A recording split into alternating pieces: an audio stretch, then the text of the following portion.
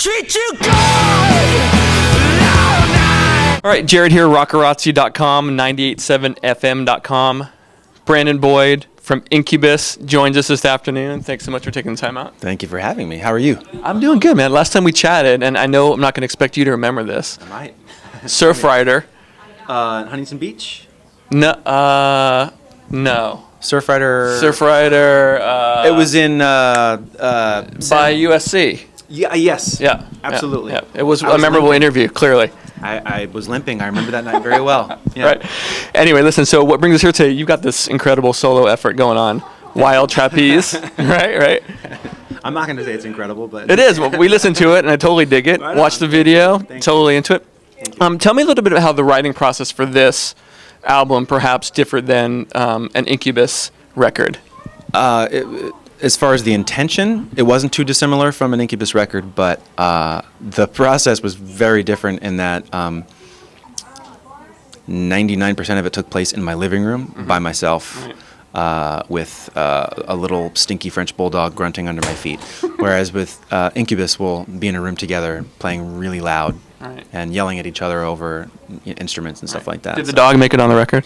He did not. In spirit, he did. Actually, my dog made it on the last Incubus record, Like Grenades. If you did all the vocals a cappella, you could definitely hear a little French monster snorting and farting beneath all the vocals because he was like in the vocal booth with me, Right.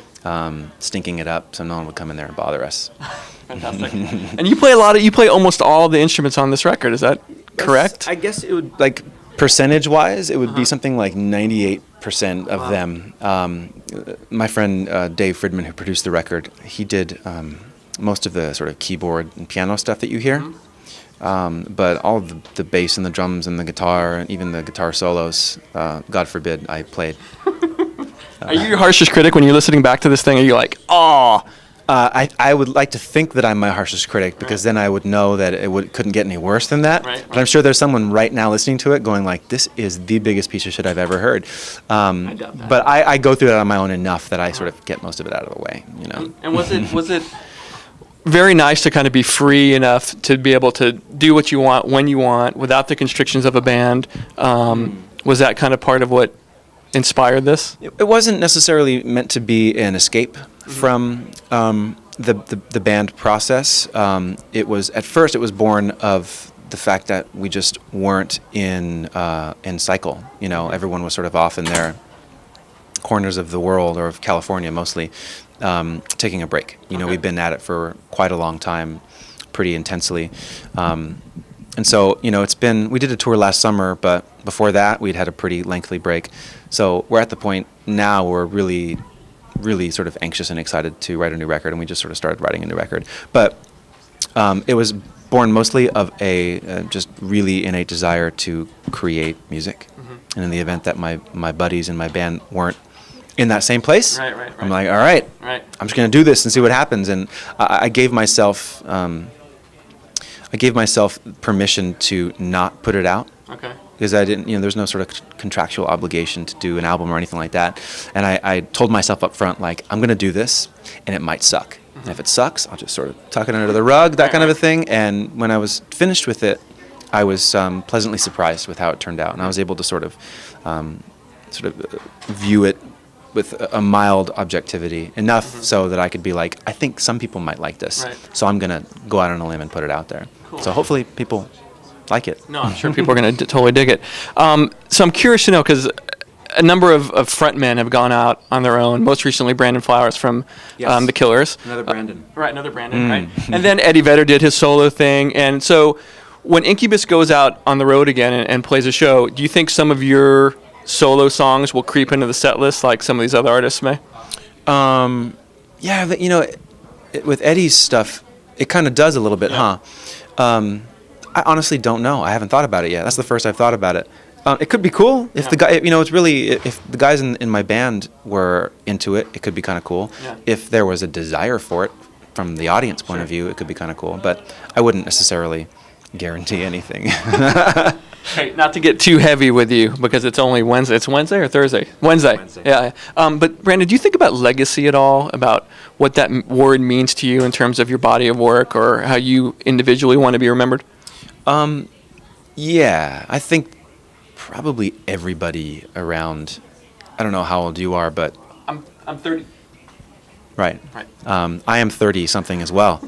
I think it's a very natural inclination that we come into when we come into our sort of early, mid, late 30s, wherever you are, to start to wonder how you will be perceived. And the body of work that you've created will be perceived. And so, yes.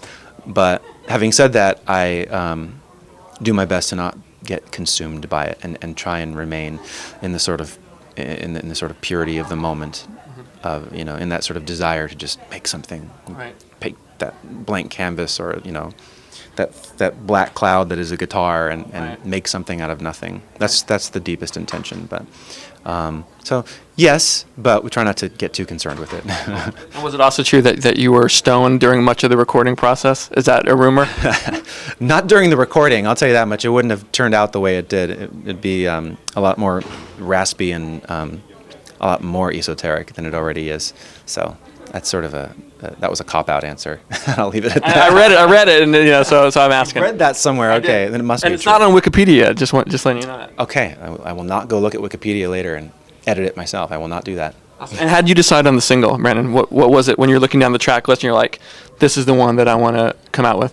What's awesome is that I didn't. Okay. And there have been, some of my friends at the record label who have thrown some ideas here and there about what they thought single should be.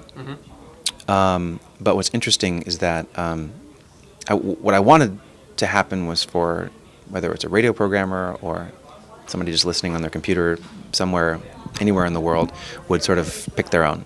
And so there's a couple different radio stations around the country playing different songs, Cool. which I think is neat. I like the idea of sort of turning things Right. upside down and seeing what happens. And were you actively involved in the artwork for this as well? Yes. Yeah, cool. Very cool. My friend Brantley Gutierrez, who's an amazing photographer and visual artist, he took the pictures that are on the CD and the artwork and stuff, and then he printed them at my house, and then I had my pens and my inks, and then he would print them fresh, and I would let them dry, and then I would draw on top Cool. everything. And then we did kind of the same process with the video as well, which is very lo-fi, but it's all sort of stop frame Right. Yeah, I do. animation. Yeah. I drew all the weird little things, and cool. Okay. his friends and I made these cool shadow boxes, and it was all of it has been very hands-on, but we like it like that. Hello there, my name is Brandon Boyd, and I am a rockaholic. I don't even know what that means, but that's what I am. Well, I treat you good.